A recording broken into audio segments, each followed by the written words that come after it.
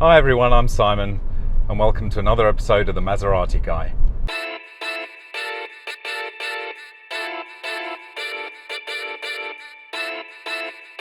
I got some big news today to share with you guys, and as you will see from the title of the video, I'm selling the RS5.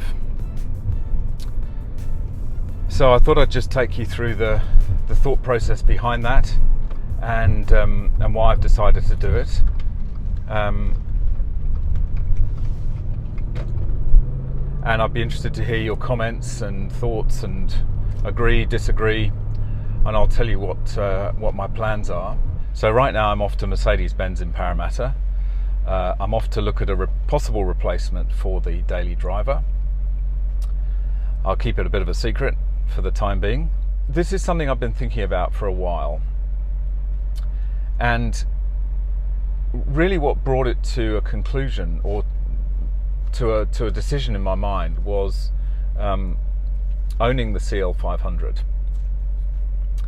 And the CL500 is just the most amazing car. I love it. I absolutely love it. Just amazing. It looks amazing. The quality, the build quality is amazing. The ride quality is amazing.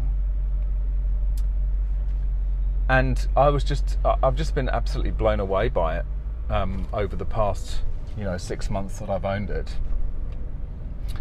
And the last Mercedes I owned, the last kind of modern Mercedes that I owned, was in 2003/4, and I had an SLK 230, and that's covered in my older cars video, which I'll put a link to in the description. So I had an SLK 230. It was a 1999 model, so it was quite new. It was only 4 years old.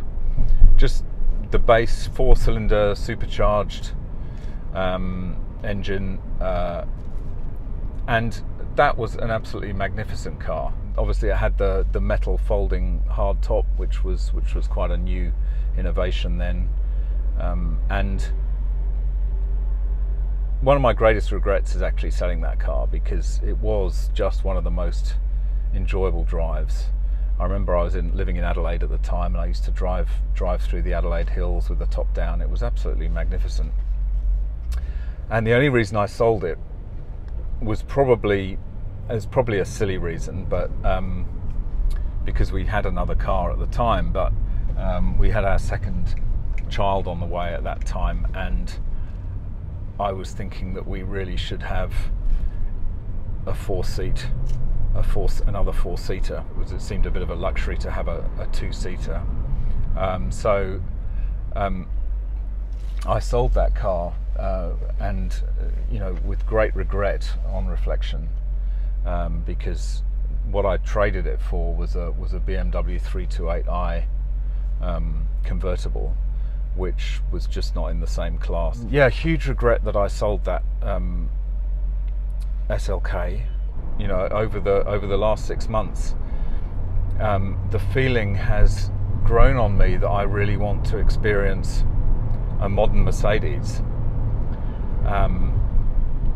as a daily driver. So that's kind of the thinking from the positive side, in terms of where I'm going. On the negative side, in terms of the Audi,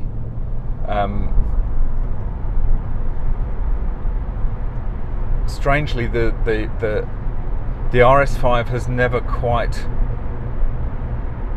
worked for me.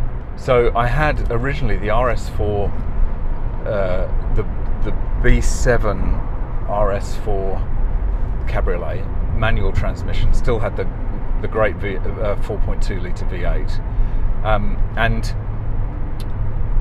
decided to trade that up when I saw a nice RS5 come up, thinking it was a bit of a trade up. And now it is a lot more modern. It's got a lot more creature comforts. It's got a lot more equipment. The audio system and the Bluetooth and everything else is much more up to date, which is great. But in terms of it actually being a good driver's car, I don't think it's as good. It's the chassis is a bit wobbly. It's got a lot of twisting in it. It's a little bit uninspiring.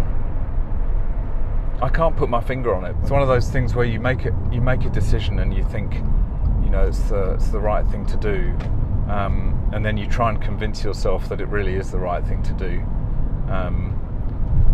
and you end up tying yourself in knots trying to convince yourself that yes, it was the right decision, it was an upgrade, I am happy with it, I'm not going to do anything about it, and then you eventually just give up and you start, you can't battle that internal struggle anymore.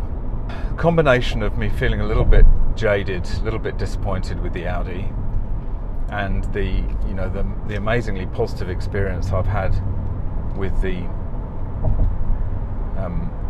CL500 and the quality and the ride and just the overall experience, has led me to think about getting a Mercedes as my daily driver. So I'm off to mercedes-benz in Parramatta just to take a look at the car that I'm interested in, or one model of the car that I'm interested in, to see what kind of deal we might be able to strike, and I'll let you know more when we get there.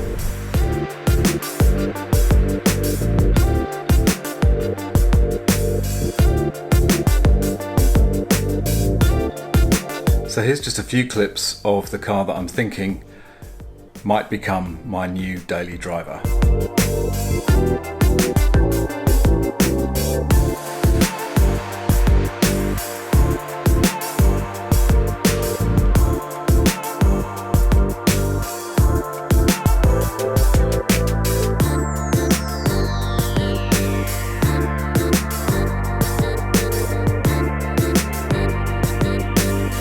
So amazing place, Mercedes-Benz Parramatta.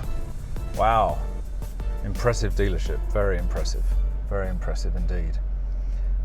So yeah, had a drive in the C63, edition 507, which was pretty amazing, actually. I have driven one once before, and it's very different from this, which is nice. It's very, very tight, very firm, but also luxurious. It's kind of precise. I feel that one of the drawbacks with the Audi is the fact that it's not very precise. It's wobbly, it's a bit bumpy, the suspension's struggling a bit, whereas the C63, you can tell that it's been engineered, as a real hardcore sports car. But in comfort mode, it's also very very livable as a daily. There's a truck here with the model horse on it, full size. Crazy. So you turn it back into comfort mode, and it becomes a regular, comfortable family car. 4 seats, plenty of room in the back, practical. I love the fact that it's hand built. I love the fact that AMG are, the engines are all signed by the technician that built it. I know it's cheesy, but I like that. It's black on black, which is perfect, stealthy. Red calipers, beautiful. Really liked it. Wasn't offering me as much as I'd hoped for the Audi, but I have to say RS5s are absolutely tanking in resale values, especially in terms of the cabriolet versions. The coupes are, holding their value better, but I think the cabs are just,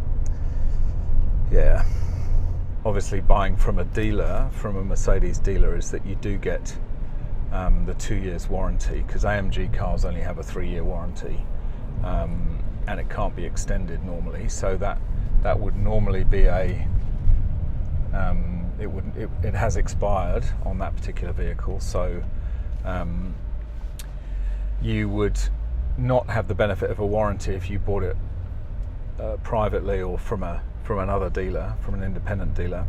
But they do do a full check and a 2-year warranty as well, which I think is pretty good peace of mind for an expensive car. So there is a lot to be said for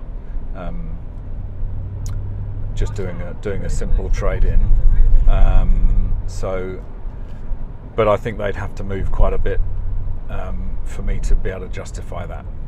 But anyway, so it's the Australia Day long weekend this weekend. So Australia Day is tomorrow, 26th of January. The dealer is going to speak to his manager on the weekend, I think on Monday. So we should have a better idea on Monday as to whether he would be able to, you know, get anywhere near what I'm offering.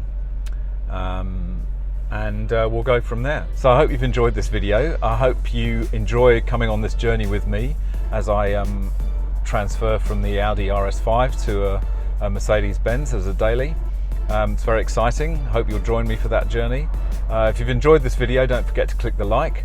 Don't forget to subscribe. You can follow me on Instagram at Maserati Guide 2017.